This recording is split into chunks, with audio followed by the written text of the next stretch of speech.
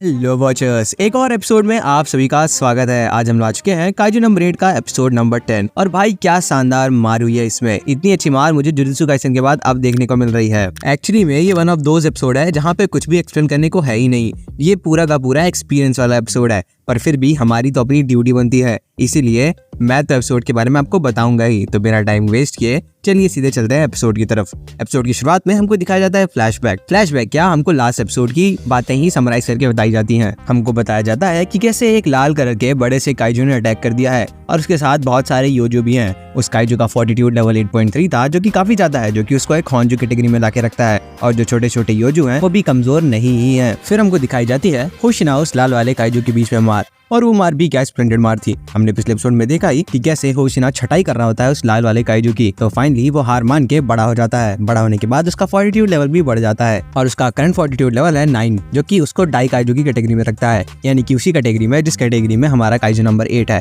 But यहाँ पे मैं आप लोग को एक बात बता देता हूँ कि काइजूस की जो रेटिंग है, ये जो फॉर्टिट्यूड लेवल है, वो ऐसा नहीं है कि 8.9 वाला काइजू 9 के बराबर या फिर उसके इक्वल ताकतवर है। ऐसा बिल्कुल भी नहीं है। 8.9 वाला काइजू 9 वाले काइजू से बहुत ज्यादा वीक है, क्योंकि ये एक्सपोनेंशियल है, बिल्कुल लॉग एक्स की ग्राफ की तरफ, जहाँ पे आप एक्स एक्सिस को फॉर्टिट्यूड समझ सकते हैं और वाई एक्सिस को पावर। तो अगर एक्स एक्सिस में थोड़ी सी भी ग्रोथ है तो फिर वाई एक्सिस में बहुत ज्यादा हाइट इंक्रीज होगी। मुझे पता है मैं बहुत ज्यादा बोल रहा हूँ, पर मुझे मजा आ रही है इसलिए मैं बोल रहा हूँ। एनीवेज, फिर इनका कमाल का इंट्रो आता है जिसका नाम है अबिस, जिसको मैं 6 बार बोल चुका हूँ कि वो बहुत कमाल का है, पर मैं 7वीं बार भी बोलूंगा क्योंकि वो सच में बहुत कमाल का है। इंट्रो खत्म होने के बाद मार शुरू होती है वापस होशिना उस बड़े वाले काइजू के बीच में। पर इस बार दिक्कत हो गई होती है, क्योंकि वो काइजू इतना ज्यादा बड़ा होता है तो होशिना के कोई भी अटैक उसकी स्किन को डीपली कट नहीं कर पा रहे होते हैं, या फिर एटलीस्ट इतना तो नहीं कट कर पा रहे होते हैं कि वो उसको एक प्रॉपर डैमेज दे सके। वहीं दूसरी तरफ उसकी सूट की भी लिमिट रीच होने वाली होती है। जो उसका रिलीज था, फुल रिलीज 92% पे, उसने एक्सीड कर दिया था उसके टाइम लिमिट के 10 मिनट वाले। और ये टाइम लिमिट एक्सीड होने के बाद वो केवल 1 मिनट और ही इस फॉर्म को मेंटेन रख सकता था। और इससे पहले कि वो कुछ कर पाए, वो बड़ा वाला काइजू उसको कोने में धक्का दे देता है।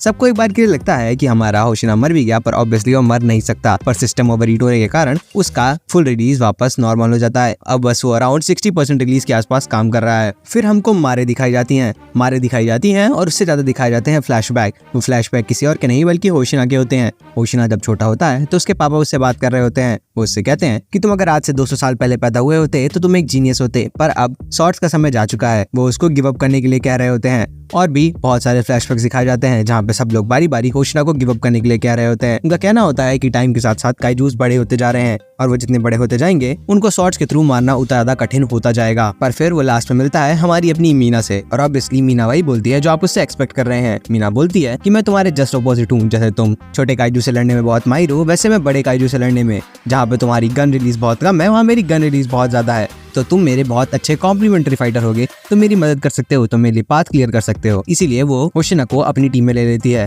और होशिना इसीलिए मीना के लिए कुछ भी करने को तैयार था। मीना ने होशिना को यहाँ का वाइस कैप्टन, इस बेस का हेड बनाया था, तो वो लड़ने के लिए तैयार था ही। वो कंटिन्यूसली खूब सारे अटैक करके उस काइजू को डिस्ट्रैक्ट करता ही रहता है, पर फिर भी वो काइजू उसको पकड़ लेता है। पर इससे पहले कि कुछ बहुत बड़ा हो सके, वहाँ पे कोई और नहीं बल्कि मीना आ जाती है। इसी बीच हमको काफका भी दिखाया जाता है, जो कि दौड़ के बढ़ रहा होता है उस रेड वाले काइजू की तरफ। वो भी ट्रांसफॉर्म होने के लिए तैयार ही था, पर मैंने जैसे बताया क्योंकि वहाँ पे मीना आ जाती है तो उसको ट्रांसफॉर्म होने की कोई जरूरत नहीं पड़ती है। फिर मीना शॉट्स पे शॉट्स बरसाने लगती है अपने फुल रिलीज यानी कि 96% पावर के साथ। होशिना उसका पैर काटने में जुटा होता है ताकि वो उसको झुका सके और झुका के बैक शॉट्स दिला सके। तब तक वहाँ पे शिनोमिया किकुरू भी आ जाती है, जो कि हेल्प करने लगती है। वो अकेले तो उसका एक्सोस्केलेटन नहीं तोड़ पा रही होती है, पर होशिना की मदद से वो भी उसको काम पर का कंसिडरेबल डैमेज कर देती है। सारी की सारी बची हुई स्क्वाड वहाँ पे आ जाती है ताकि वो सारे होजू योंजूस मीना को डिस्ट्रैक्ट ना कर पाए। वो सब लोग मिलके इस काइजू को हराने ही वाले होते हैं, और ऐसा होता भी है। शॉट्स पे शॉट्स और खूब सारी प्लानिंग के बाद फाइनली एक ही शॉट में मीना उड़ा देती है उसका कोर। ये देखने के बाद सब लोग बहुत खुश हो जाते हैं, सबकी आंखें भर आती हैं, सब लोग जश्न आलम कर रहे होते हैं। हमको दिखाई जाती है शिनोमिया किकुरू, होशिना और मीना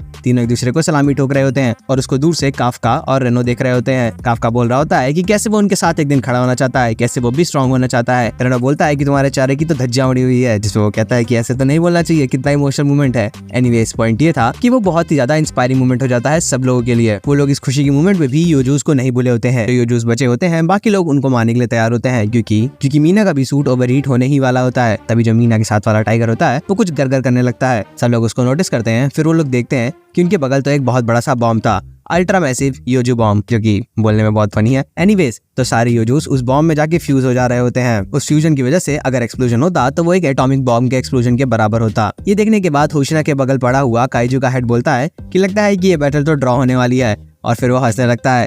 बट इससे पहले कि कुछ हो पाए, वहाँ पे कोई और नहीं बल्कि काफका आ जाता है। Kafka is back to save the day. वैसे पता नहीं किस लिए, पर मुझे इस सीन में एनिमेशन थोड़ा सा फीका लगा। मतलब इस आगे आने वाले सीन में नहीं, बस इस सीन में जहाँ पे काफका का वापस ट्रांसफॉर्मेशन होता है। अभी तक काफका का ट्रांसफॉर्मेशन मुझे बहुत ज्यादा स्मूथ, बहुत ज्यादा क्लीन लगा है, पर इसमें हल्का सा डर लगा। एनीवेज, इतना ज्यादा चिंता करने की कोई बात नहीं है, क्योंकि आगे जो होने वाला है वो उससे ज्यादा कमाल का है। सब लोग देखते रह जाते हैं। काफका कन्वर्ट हो जाता है काइजू नंबर 8 में। काफका सॉरी बोल रहा होता है सब लोगों को, कम से कम अपने मन में। वो सॉरी बोल रहा होता है इचिकावा को और शिनोमिया को, क्योंकि उन दोनों ने प्रॉमिस नहीं तोड़ा। वो दोनों ने उसकी आइडेंटिटी बचा के रखी, पर फिर भी उसने सबका दिल तोड़ते हुए अपनी आइडेंटिटी सबके सामने रिवील कर दी। हमको होशिना भी दिखाई देता है। होशिना पहले ही पिकअप कर लेता है कि ये बंदा 1% पावर के साथ इतना फास्ट मूव कैसे कर रहा है। होशिना को पहले से तो पता था कि इस बंदे के साथ कुछ तो गलत है, पर फिर भी उसको ये तो यकीन ही नहीं हो रहा था, क्योंकि वो काफका को बहुत ज्यादा पसंद करता था। इसलिए उसके दिमाग में आया ही नहीं कि काफका ही काइजू नंबर 8 हो सकता है। पर अब उसने खुद से अपनी आंखों से यह देख लिया होता है। फिर क्या, फिर वही होता है जो सब लोग गेस कर रहे हैं। काफका अपने पैर को जेट बना देता है और अपने हाथों के ऊपर भी ईंधन लगा देता है या फिर इंजन लगा देता है। वो तैयार हो जाता है एक फुल पावर पंच के लिए। अब मुझे यहाँ पे देखना था कि साइतामा मूवमेंट होगा कि वो एक बार में ही उसके आर पार चला जाएगा या फिर उसको हवा में धक्का दे देगा, और वो 10 सेकंड वाला ऑप्शन है, यानी कि वो उसको हवा में धक्का देने लगता है। हमको पता चलता है कि काइजू नंबर 8 का ऑफिशियल फॉर्टीट्यूड 9.8 है। जैसे मैंने बताया कि बिल्कुल भी लीनियर नहीं होता है। अगर इसका 9.8 है तो इसका मतलब ये काइजू नंबर 10 से एटलीस्ट 1.5 या फिर 2 टाइम्स ज्यादा स्ट्रॉन्ग है। एनीवेज, फिर क्या, फिर सबको सॉरी बोलते हुए, मन से दुखी होते हुए, ये सोचते हुए कि कैसे वो भी इस यूनिट का पार्ट है, यूनिट नंबर 3 का पार्ट है, इसलिए सबको बचाना उसकी भी जिम्मेदारी बचती है। वो भी एक ऐसे बैटल के बाद जिसमें सबने अपनी जान दे दी है। वो एक मुक्का तानता है और साइतामा बनते हुए उसको हवा में फेंक देता है। हवा में जाने के बाद एक बहुत बड़ा सा एक्सप्लोजन होता है। सब लोग अपनी डिफेंस शील्ड ऑन करते हैं और सब लोग बच जाते हैं। नीचे काफका भी खड़ा होता है, पर इससे पहले ही कुछ और हो सके, मीना की आवाज सुनाई देती है।